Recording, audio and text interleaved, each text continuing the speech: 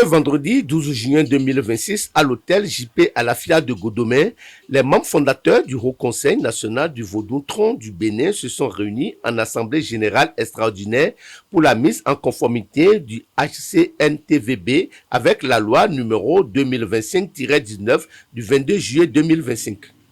Suivez respectivement le président et le vice-président du Haut Conseil national du Vaudou-Tron du Bénin.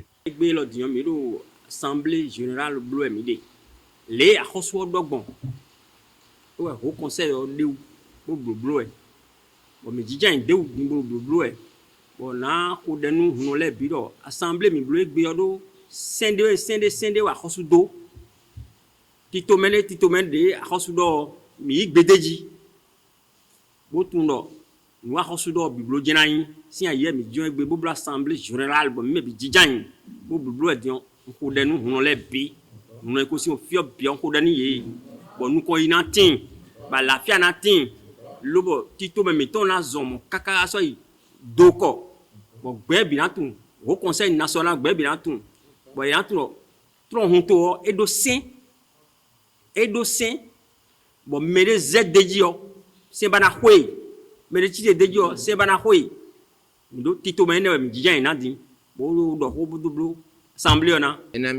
Kweto de ka kweto fi mi va bole fi egbe mi bole wo do a to go igba de se buton o se anti ko mi no assemblée di egbe se anti de mi le wo assemblée egbe bi nu ke igbon am ma ten gbe dare o mi nu a osin a o do fi otoji ke mi lo egbe ami anto mi ale bi ami adeke nu ke fi ogbon na mi kwa mi a mi adeke sensende mi mate tati nu ke fi ogbon ma ten gbe dare o kakemia kekemia nyabe doke mia patri ta ko dare mia do sesen ko mia le bena do asesende ale bia mia de ke sesende maso de pepe ngbado mia me o mi gbagbre nko ne o e ko me le bio mia tron peto fe peto le kato ogbo me le bio mia gbo sesende ngba bio fodun poto ke gbe de bene be du kon ke ngwa mia o sen adije fodun be nto a.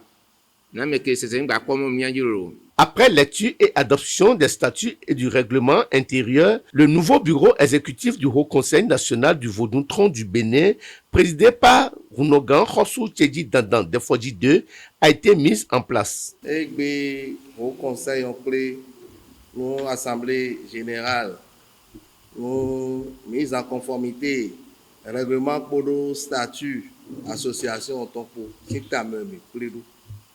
bon, nous président et Azado au conseil nous le tatona au béo. Donc mais quand le fio on est going on boit 30 ans bon Bénin il faut manger bien après le fi. Tada hoda hole bien après le fi. Bon règlement pour le statut et au conseil en tant que il est validé. Au noué à force au gouvernement do eniblo midi sonito bonji boando aliton. À la fin de l'AG, quelques participants se confient. Nous sommes ici aujourd'hui, nous sommes à l'Assemblée générale du Haut Conseil du Vaudou-Tron Bénin pour la mise en conformité de la loi 2025. Et dans ça aussi, dans l'Assemblée générale, avant notre mandat était de 2 ans. Donc on a essayé de toucher le mandat aussi à 5 ans. Pour le bureau exécutif. Je remercie tous nos fidèles. Je leur demande de respecter les totems du tronc, les mœurs du tronc. Parce que en respectant les mœurs du tronc, les totems du tronc, ça va leur faire du bien. Parce que tronc est une divinité de paix. Tronc est une divinité de guérison. Donc quand tu respectes ces totems, ces mœurs, ça va te donner la longévité et tout ce que tu veux chez tronc, tu en auras. Donc il faut respecter les totems du tronc. Ce qui nous réunit ce matin, c'est tout simplement l'exécution du vœu de notre État central, la conformité alors de nos documents, à savoir statut et règlement. Donc ça a été fait et l'adoption a été alors à 100%. Voilà pourquoi alors nous sommes là aujourd'hui. Alors là, quand on prend même l'antériorité de ce bureau a déjà travaillé sur certains pans. Voilà encore le nouveau bureau installé, nous avons des défis à relever et a montré que Tron, c'est une divinité de paix, de grâce, de prospérité, de concorde et d'amour. Et ce sont les éléments, des valeurs cardinales pour une nation.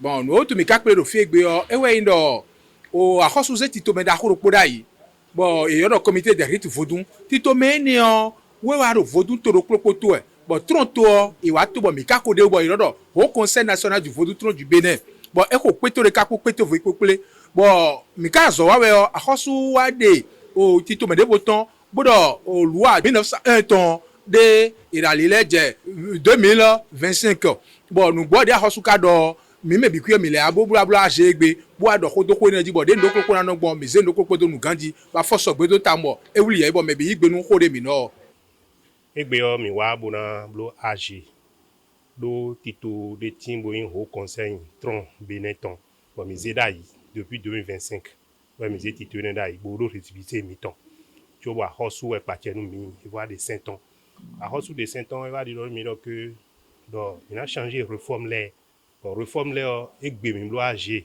bona dio la loi 2001 mi na dio si no men bo critère a hosuze wa le mi na respecter e kan mi no egbe boblo bo mi ka blo e je hungbe bo je gangbe bo mi valider majorité valider ni mi na te do 100% we bo mi kwa plo dan bo mi na gbon fi bo dogbe nu o sisi je he mi ton togan to ton egbe ton sisi je he romiade o wadai mina dogbe ni susu do azon elo ebe e na bebe na ikuni ene azoni adagbeje na yin do no e iro do vodun hun si azon vodun hun nde we be do gbe o henburu to o henwe bo mina négliger ya bo gbe to e do benes totali gbe we ya o fide pepe we ya o mi me bio mi komide do po egbe buru mi de lesin gbese do vodun sin aliji do no e sisi je he Patrice Guillaume Atanas Blue da yo do kangbere no e kana gbebe na ikuni ya